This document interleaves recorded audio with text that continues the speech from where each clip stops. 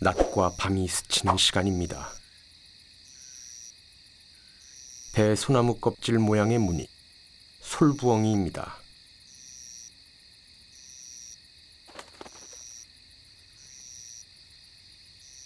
여름에 우리나라에서 새끼를 키웁니다.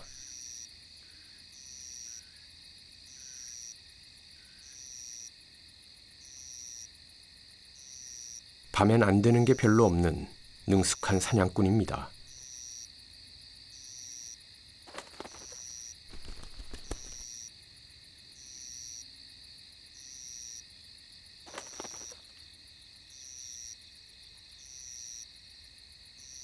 무슨 소리가 들리면 그쪽으로 머리를 돌립니다.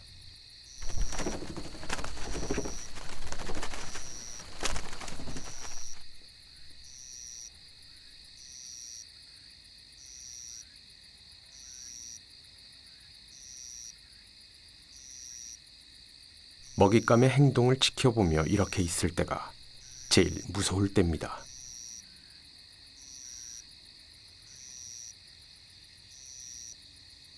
박쥐입니다. 점점 정확하게 소리를 찾아갑니다.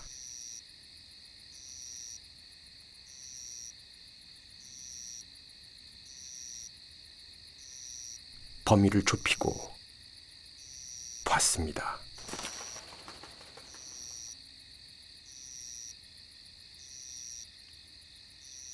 공중에서 낚아채네요.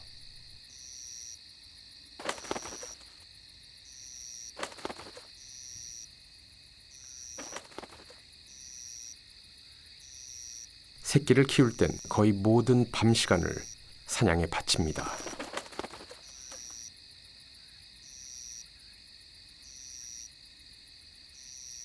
다섯 번에 한 번 정도 성공하는 것 같습니다.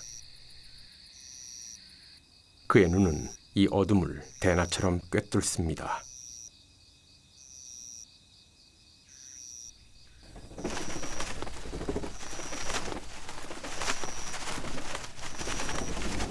소리나는 쪽으로 머리를 맞추고 눈으로 확인.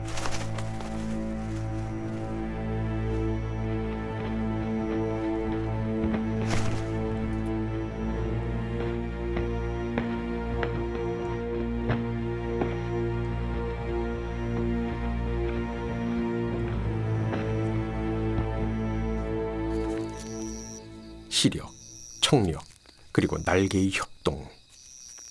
이 숲에서 솔부엉이는 먹이사슬 맨 꼭대기에 앉아있죠.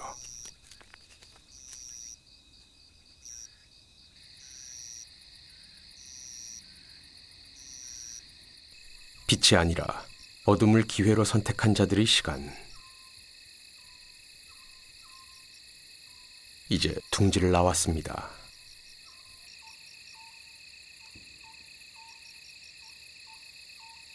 그래도 한두 달은 더 부모를 조르면서 살아갑니다.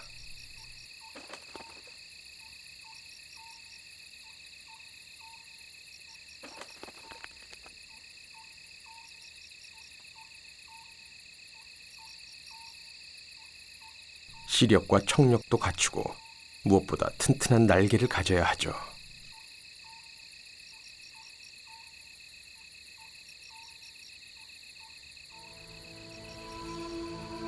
어미의 솜씨를 볼까요?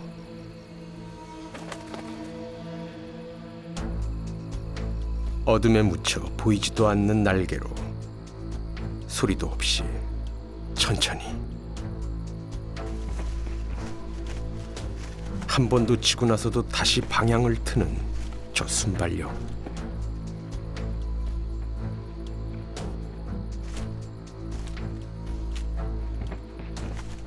먹이에 닿기 전에 앞발을 내밀어 일격을 가하고 동시에 앉을 자리를 찾는 기민함.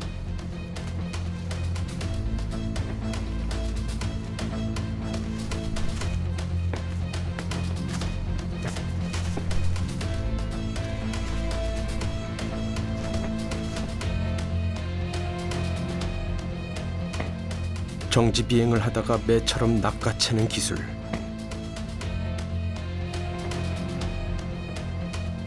먹이를 꼼짝 못하게 장악해버리는 힘센 다리와 발. 솔봉이 새끼는 이런 어미의 모습을 기억해 둬야 합니다. 그 역시 이 밤을 살아가야 하니까요.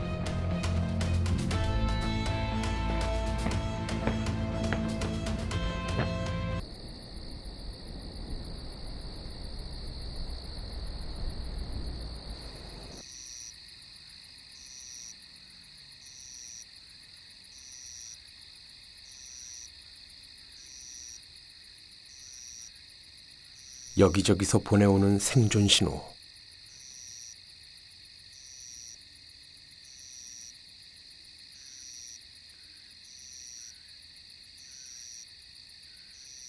반딧불이입니다.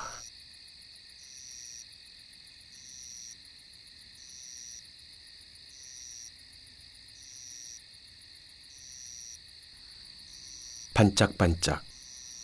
수컷은 꽁무니에서 두 줄 빛을 냅니다.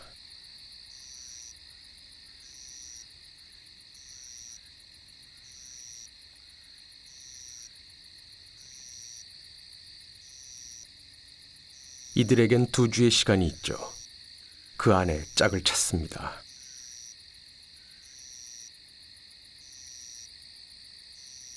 암컷은 한 줄 빛을 냅니다. 두 주 동안 이슬만 먹으면서 이렇게 불빛으로 짝을 찾습니다.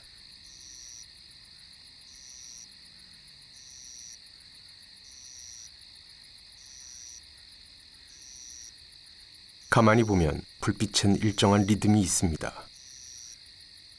처음에는 제멋대로 깜빡이다가 나중엔 동료와 박자를 맞춥니다.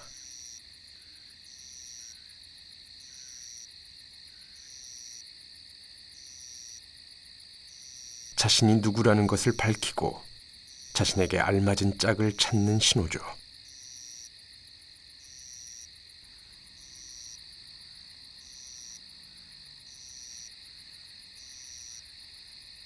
그 빛을 보고 암컷이 수컷을 찾아왔습니다.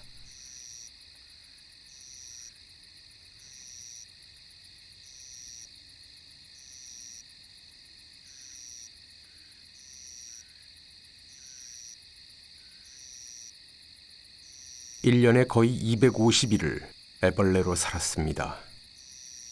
겨우 2주 안에 자신과 같은 종을 찾는 일이 이 종의 숙제입니다.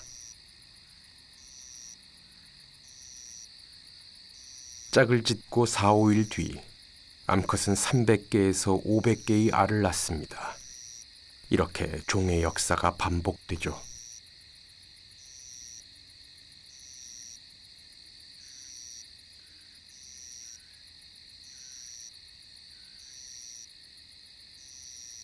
그러니까 이 빛은 울음처럼 절박함입니다.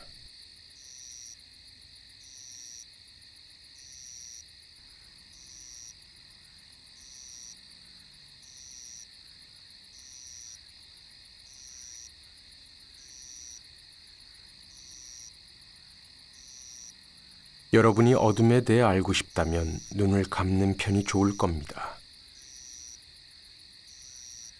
이번엔 빛이 아니라 소리입니다.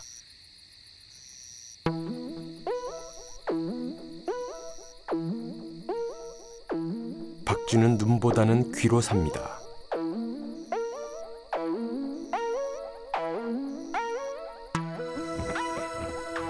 오렌지 빛이 선명한 붉은 박쥐.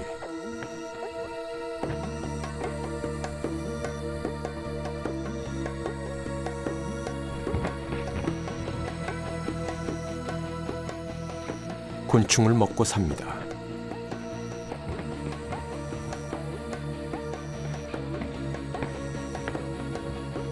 시력도 약하면서 곤충이 있는 데를 정확하게 알죠.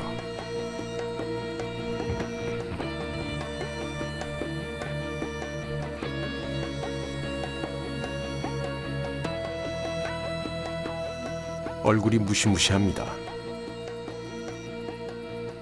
곤충 먹는 박쥐는 좀 이렇게 생긴 편입니다.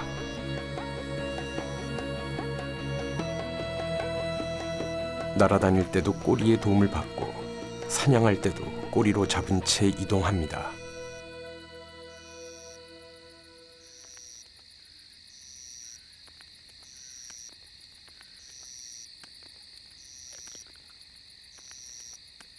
낮에는 새가 곤충을 잡아먹는다면 밤에는 박쥐죠.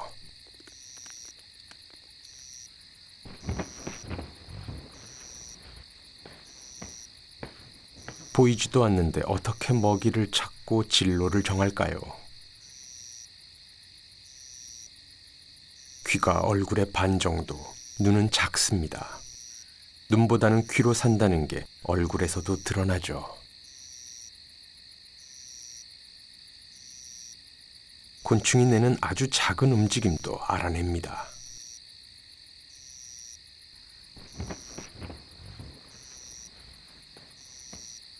곤충을 발견하여 추적하고 사냥하는 데까지 불과 0.5초밖에 걸리지 않습니다.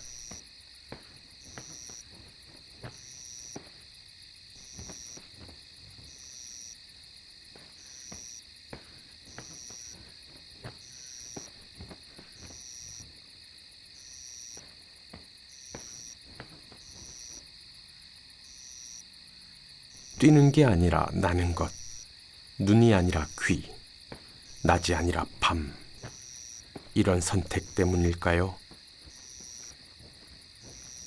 전체 포유류의 4분의 1이 박쥐물입니다.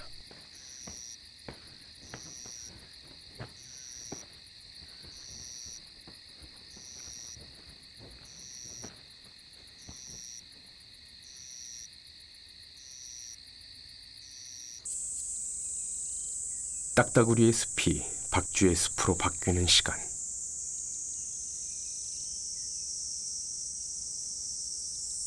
숲은 낮과는 전혀 다른 공간이 됩니다.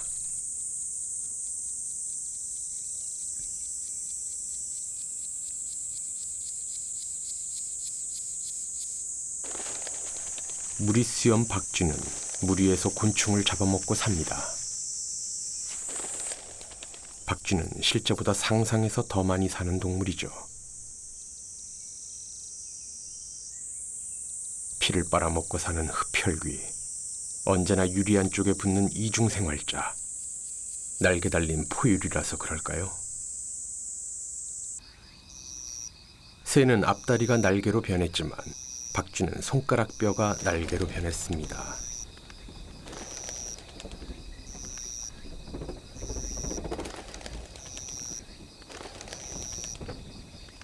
그 날개로 비행술이 아주 뛰어납니다.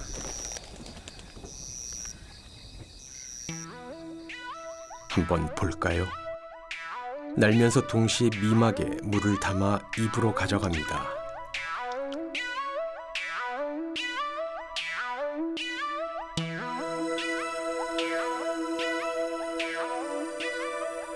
수면을 스치듯 날아와 직접 입을 대서 먹기도 합니다.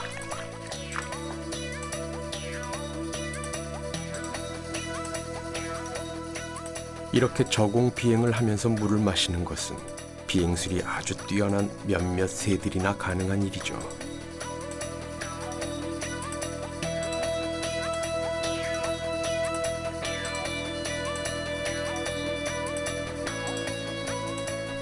어떨 땐 어류인 물고기보다도 멀게 느껴지는 포유류.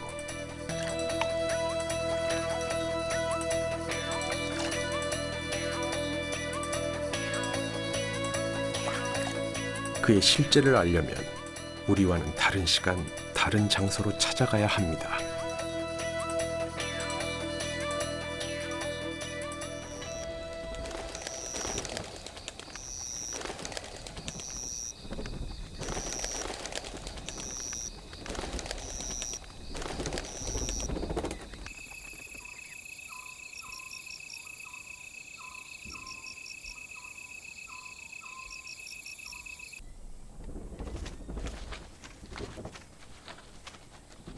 관박쥐입니다. 박쥐는 우리가 들을 수 없는 초음파를 낸다고 알려져 있죠. 초음파 탐지기로 잡아봤습니다.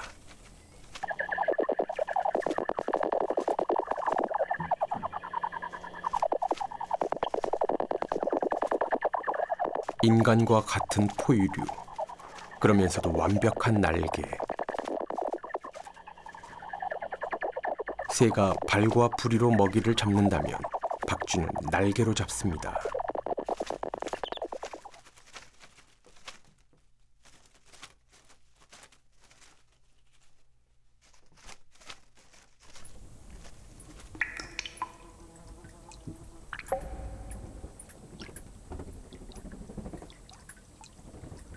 그들은 이렇게 어둡고 습도가 높고 바람이 들어오지 않는 곳을 좋아합니다.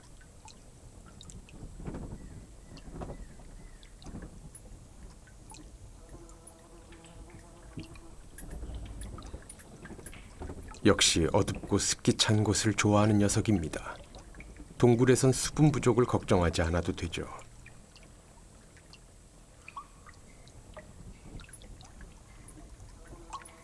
긴 동면을 할 때 모여 있으면 체온도 보존할 수 있습니다.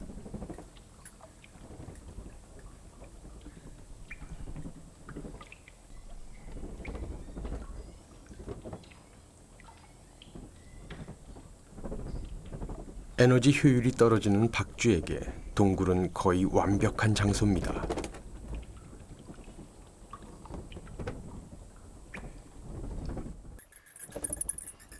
이게 쉬는 모습입니다. 벌서는 것 같죠? 온몸을 날개로 단단히 감싸고 천장에 매달립니다. 어두워지면 먹이를 잡으러 나가죠.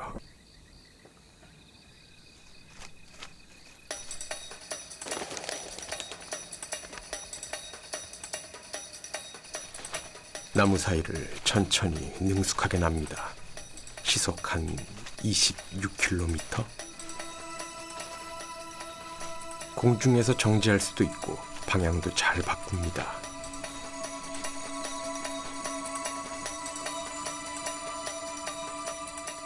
곤충을 잘 잡습니다.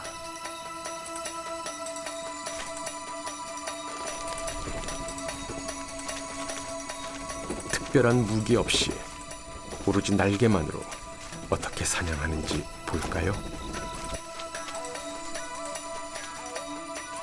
포유류의 날개와 곤충의 날개가 공중에서 싸웁니다.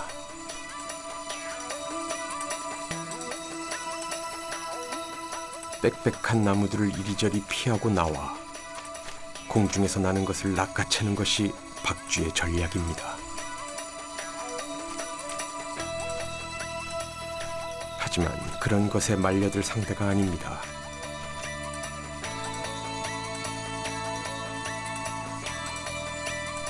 몇 번이나 헛발질인지 모릅니다.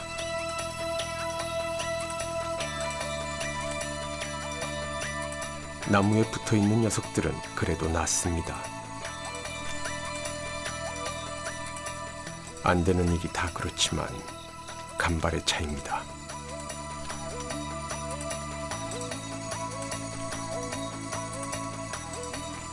작은 날 것들을 상대하자면 나는 것만으로는 어림없죠.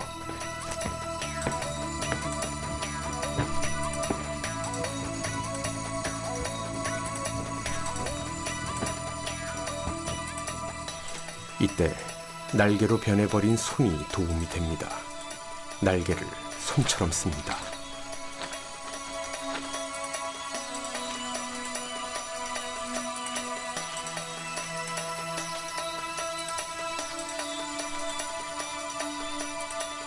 에너지 효율이 낮은 탓에 거의 닥치는 대로 사냥해서 먹습니다.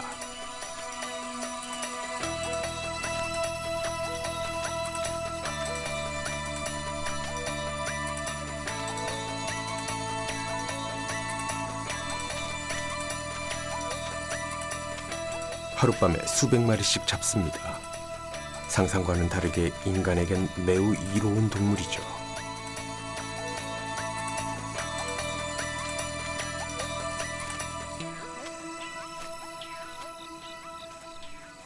쉴 때는 뒷발로 매달립니다.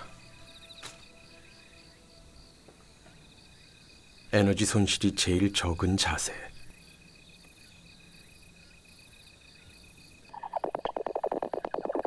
일초에 10회 정도 초음파를 쏘면서 먹이를 찾습니다. 그런데 이 벌레 소리와 나뭇잎 바스락 소리를 어떻게 구별할까요?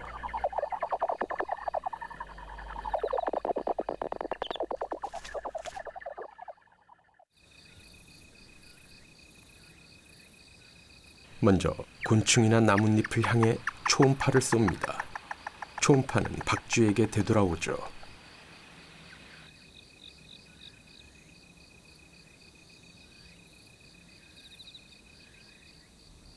박쥐는 그 반사파를 분석합니다. 나뭇잎은 초음파를 아무렇게나 흩뜨려 버리지만 곤충은 마치 섬광처럼 보이죠. 이들의 사냥은 섬광을 낚아채는 불빛 사냥입니다.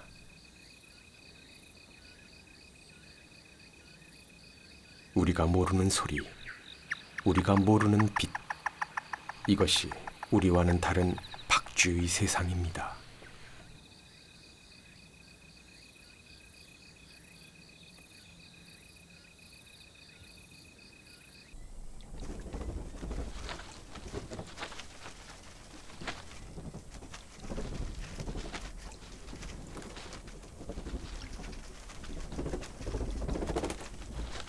일년에 한 번 6월 말에서 7월 초 2주간은 굉장히 중요한 시기입니다.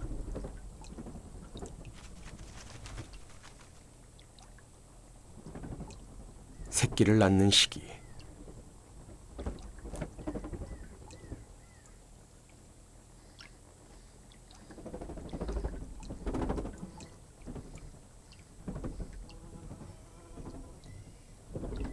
포유류의 출산은 암컷에겐 고통스럽습니다.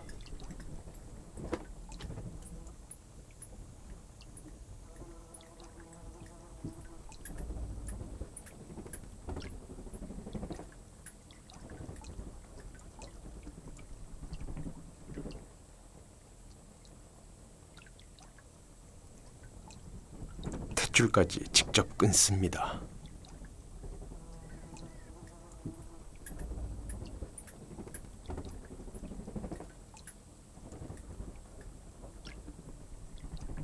본능일까요? 갓 나온 새끼를 날개로 감싸 안습니다.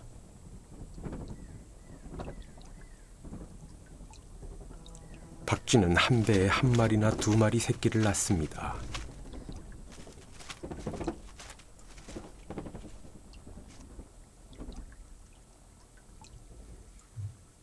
태어나서 겨우 몇 분 지나면 바로 젖을 먹습니다. 그러니 젖을 만들기 쉬운 계절에 새끼를 낳도록 시기를 맞추죠.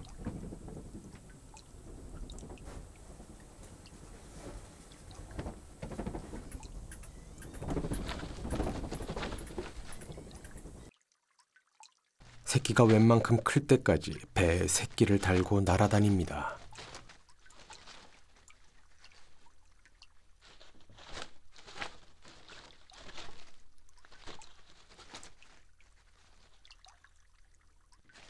새끼에게 시간과 에너지를 많이 들이는 것이 포유류의 숙명. 박쥐도 역시 포유류입니다.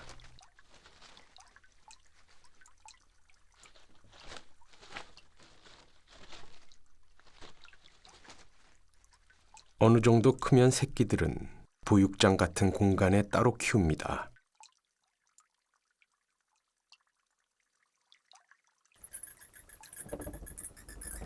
역시 수분과 체온을 잃지 않도록 한 군데 모아놓습니다.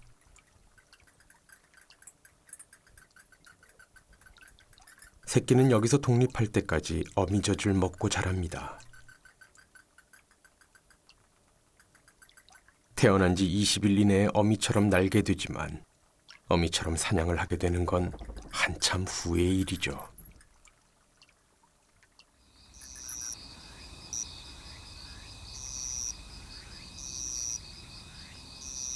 낮에 봤을 때와는 완전히 다른 모습이죠.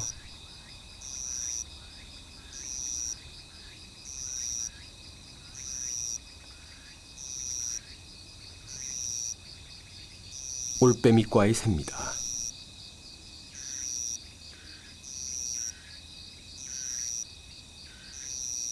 여름에 우리나라에서 새끼를 낳아 기릅니다.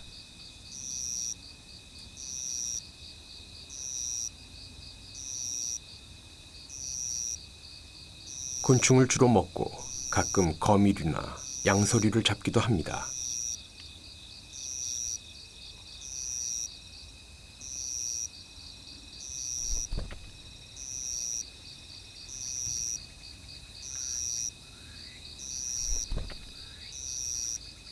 이 시기도 곧 끝납니다. 가을에 이동하려면 하루라도 빨리 새끼를 키워 독립시켜야 하죠.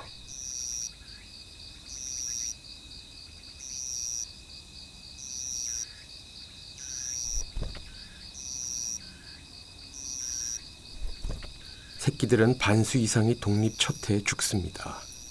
어미처럼 사냥이 안 되기 때문입니다.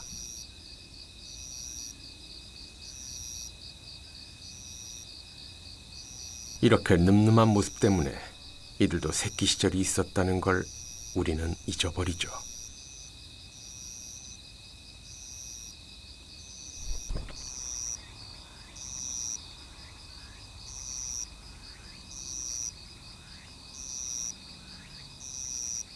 맹금이 작은 동물을 사냥할 때 어떤 맹금의 새끼들은 위험할 수도 있는 시간, 어떻게 될지 모르는 어둠입니다.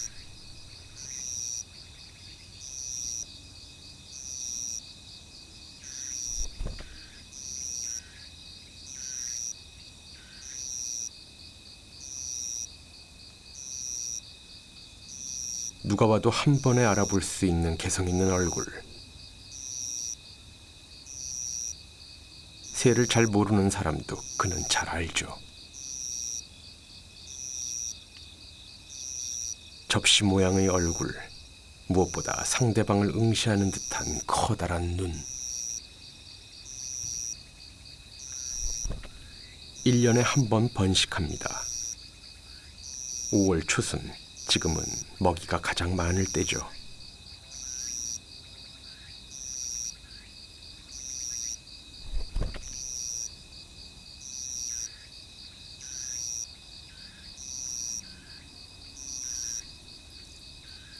발끝까지 털이 덮여 있어 날아갈 때 소리가 거의 안 납니다.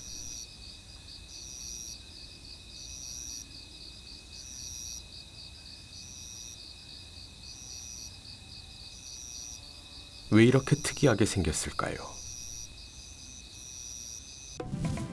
눈은 똑바로 앞을 보게 머리 앞에 있습니다. 중첩되는 좌우 시야각이 50에서 70%는 됩니다. 낮에 활동하는 새는 눈이 좌우를 봅니다. 중첩되는 좌우 시야각이 30에서 50% 사이로 좁죠. 사방의 적을 봐야 하니 넓게 볼 필요가 있습니다. 먹이까지 거리를 재는 건 올빼미가 더 정확하죠.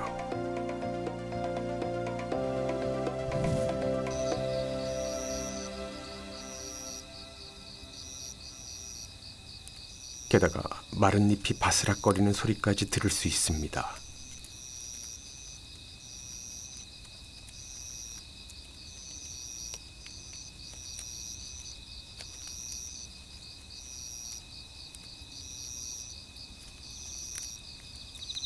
귀가 있는 위치가 보통 동물과는 다릅니다. 오른쪽 귀는 위에, 좀 더 큰 왼쪽 귀는 아래에 좌우 비대칭입니다.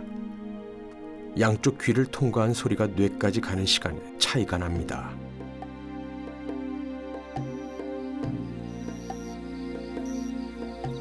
올빼미는 이 소리의 시간차를 가지고 정확한 방향을 찾아냅니다.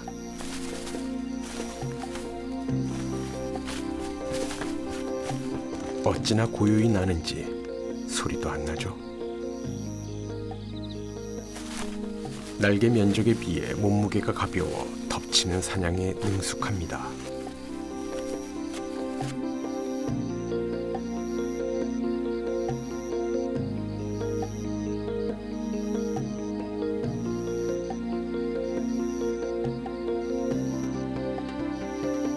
먹이를 찾아내는 동안 줄곧 아무 소리도 내지 않습니다.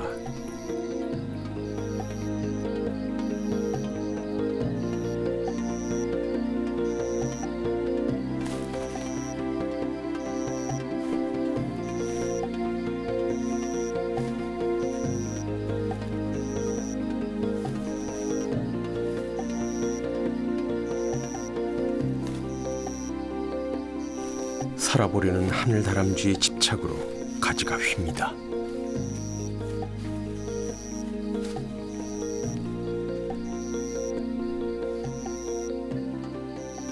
밤에 활동하는 새는 전체 약 3%밖에 안 됩니다.